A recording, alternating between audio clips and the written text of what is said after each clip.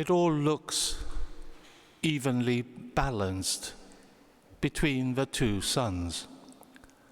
They're brothers, they have the same father, they've asked to do the same job, to go into the vineyard.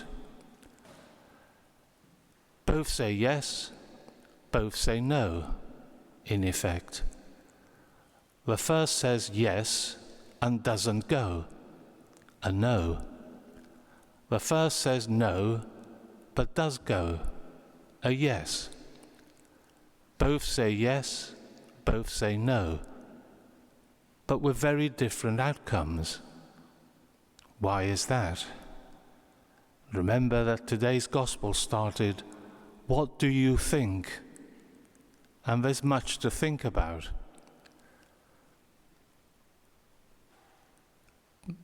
Both say yes, both say no, but in a different order, at a different time. The timing of the yes and the no is different. One comes after the other. The yes becomes a no, and the no becomes a yes. It's all in the timing, which is where our thinking has to start. Time isn't external to us.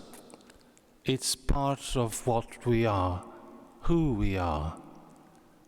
We make ourselves or unmake ourselves in time. We are an unfinished work. At no point in our life can we say, "This is who I am," without change. Never. We are unfinished whilst we live. And part of that is because we are in time. And we might think of time as a measure of change. Memory, experience helps us keep hold of the past, and plans help us shape the future. All in time, you notice. Awareness of the past, consciousness of the future. That's who we are at present, at any given time. What happens to us is, in large measure, external and unknown. None of us here this morning could possibly predict what's going to happen to them every day of our lives. We haven't the faintest idea. The future is chiefly unknown, undisclosed. That's part of the drama of the two sons. When did they choose to say their yes? When did they undo what they had said and changed? So what are we then to do in time, faced with a largely unknown, unpredictable, and to some extent uncontrollable future? Well, we have to make ourselves, with God's grace, into a certain kind of person. We have to become virtuous. A virtue is a settled disposition to do the good, whatever happens in future. The future we have no control over.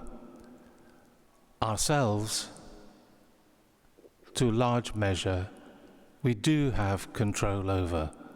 We can become a certain kind of person that will react in a certain kind of way, whatever the future brings. That means having a certain character, a certain stability. As Jesus will put it elsewhere, good fruit comes from good trees. bad fruit from bad trees. It's the nature of the tree that affects the kind of fruit that's produced. There are many, many virtues, and they make us decent human beings. But some not only do that, but make us fully Christian. They're God-given directly: faith, hope, and love. Of those, perhaps the one we don't think much about is hope. Now, hope bears on the future. Hope doesn't concern the past, and it doesn't affect the present, except that it enables us to face the future with God in a certain kind of way, which includes difficulties. God gives us the virtue of hope precisely to face the future and its difficulties.